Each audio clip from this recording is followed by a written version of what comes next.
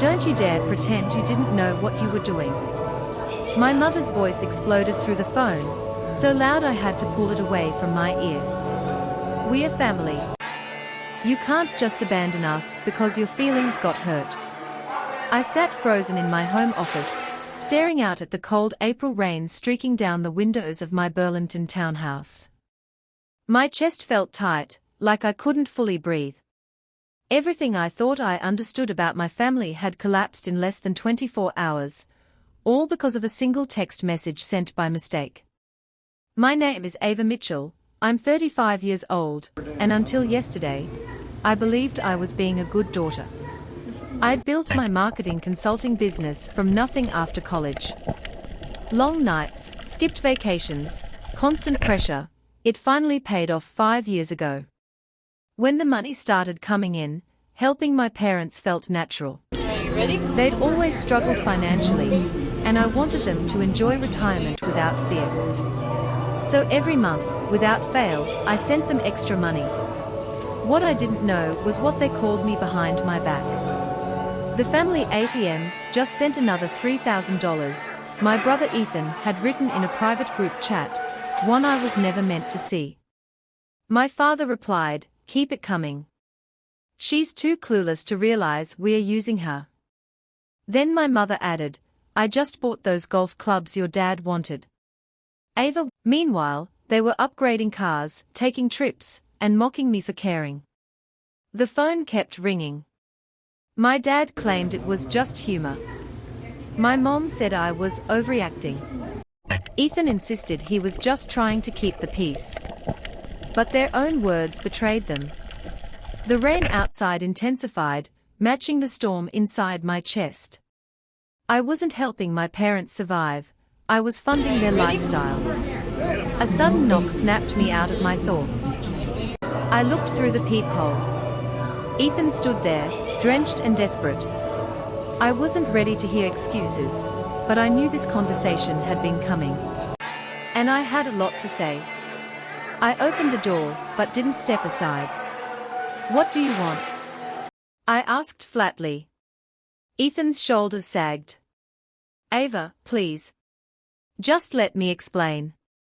"Explain what?" I held up my phone.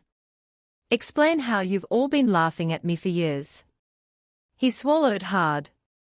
"Mom and Dad started it. I just went along with it." "So you followed orders?" My voice shook with anger. "I've been sending $3,000 every month, Ethan. That's $36,000 a year." He looked down. 5 years, I continued. That's $180,000. Ready? And that doesn't include the extra money for Dad's medical emergencies or Mom's broken furnace.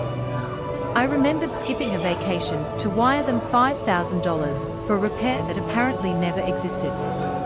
The memory made my stomach turn. "They are scared now," Ethan said quietly. "They are used to a certain lifestyle. They can't afford it without you." "That's not my problem," I snapped. "They are not helpless. Dad's golfing every weekend with clubs I paid for."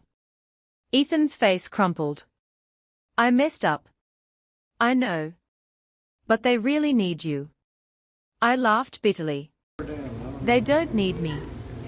They need my money." After he left, I collapsed onto my couch, shaking. The screenshots replayed in my mind, my parents mocking me, calling me gullible, planning how to squeeze more money out of me. I opened my laptop and logged into my bank account. Are you ready? There it was, 5 years of transfers. Every line neatly disguised as family obligation.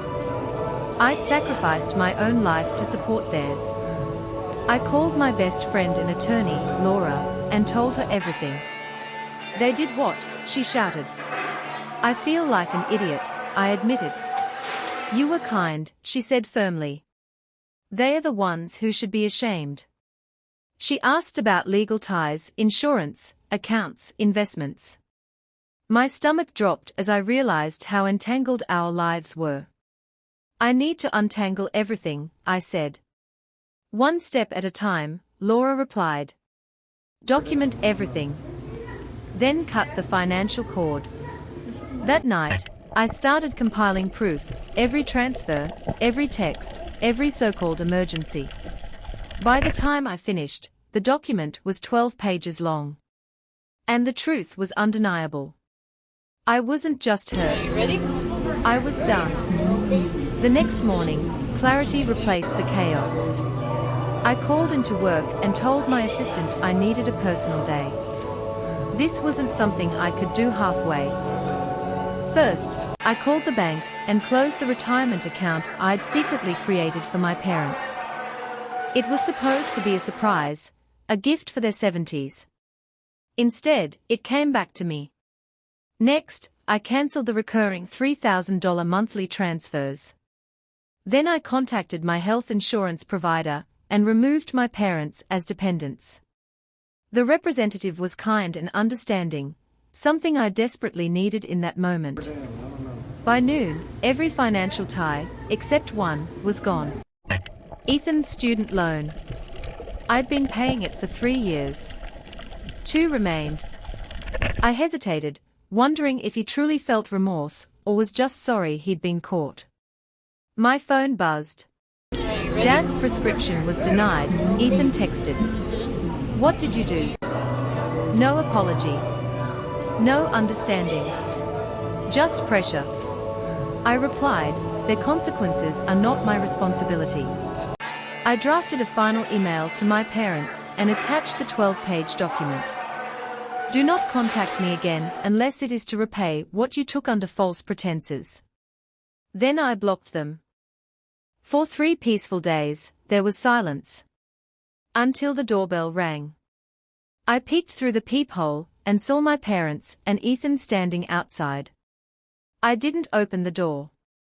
Instead, I called Laura. Do not let them in, she said firmly. When they finally left, my father shouted that I'd regret this. I didn't respond. Over the next few weeks, guilt-tripping emails arrived through mutual contacts. I deleted them all. I started therapy with Dr. Hayes, who helped me understand that grief and strength can exist together. You're grieving the family you thought you had, she said gently. She was right. Then my uncle Raymond called. After hearing my side, he admitted my father had tried similar manipulation years ago. That validation changed everything. I wasn't cruel. I was awake. Ethan texted updates I never asked for. My parents sold their condo. Their car was repossessed. They moved in with him. Each message tugged at my guilt, but I remembered the screenshots. They had choices. They chose deception. I stayed silent. Freedom slowly replaced guilt. 6 months later, I came home to find my parents sitting on my porch. They looked smaller. Older. I let them inside, for 5 minutes. They spoke about everything they'd lost, but never about how they'd hurt me. When I pointed that out, they got defensive. This isn't punishment, I said calmly. This is self-protection. They left angry. I felt peace. As their footsteps faded, I realized something important. Family isn't about blood. It's about respect. Love without conditions. I closed the door, leaned against it, and smiled for the first time in years. The ATM was closed. And I was finally free.